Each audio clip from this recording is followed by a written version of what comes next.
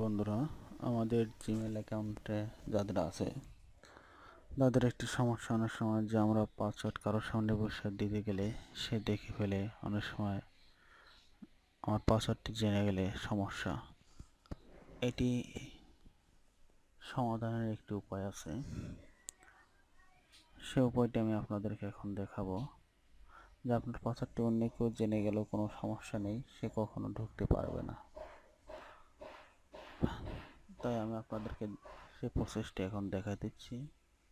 প্রথমে আমরা আমাদের জিমেল অ্যাকাউন্টে ঢুকব। লগ ইন করে ঢোকার পর এখানে যে আমরা লগ ইন হলো আমারটায়। এরপর দেখুন উপরে কোনারে আমার অ্যাকাউন্টের আইকনটা রয়েছে।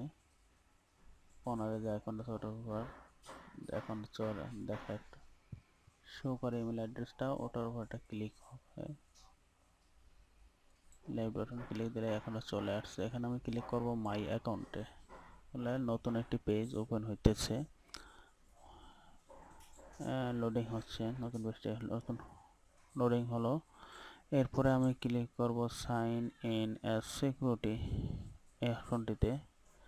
Sign in and security click দিলাম।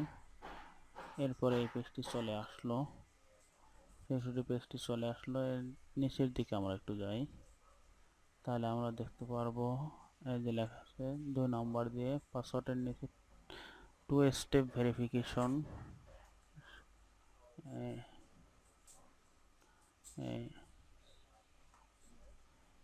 এটি অফ লেখা আছে সামনে, এটা আমাদের অন করতে হবে।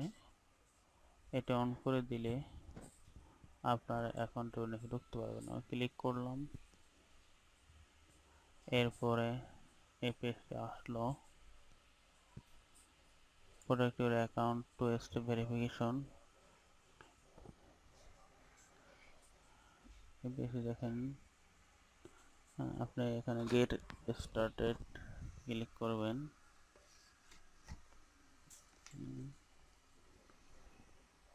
গেট স্টার্টেড ক্লিক করলে এখানে নতুন করে পাসওয়ার্ড দিয়ে আবার ঢুকতে হবে আপনার জিমেল অ্যাকাউন্টে। নেক্সট দেন, এরপরে টেক্সট মেসেজটি আসবে, এখন নাম্বারটি মোবাইল নাম্বারটি চলে আসবে। চলে আসলো। এরপরে আমি নাম্বারটি চেঞ্জ করে দেওয়া যাবে, আর এটা থাকলে সমস্যা নেই। যেটা হোক, যে নাম্বারে আপনার মেসেজ যাবে সেই নাম্বারটি এখানে দিতে হবে, যেটি সবসময় খোলা থাকবে।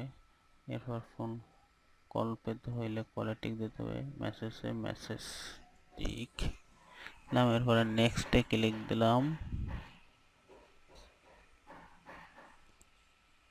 নেক্সটে ক্লিক করার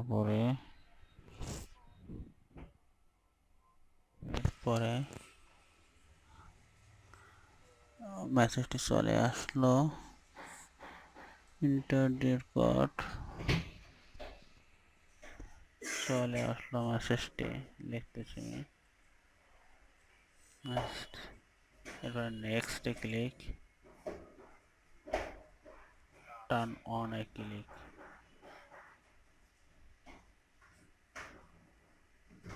হ্যাঁ, হয়ে গেছে আপনার কাজটি সমাধান। এখন যে কেউ ঢুকবে আপনার জিমেল অ্যাকাউন্টে, ঢুকতে কেউ গেলে আপনার ফোনে একটি মেসেজ আসবে, সেখানে একটি কোড থাকবে। সে কোডটি ছাড়া অন্য কেউ ঢোকার কোনো সুযোগ বা সম্ভাবনা নেই।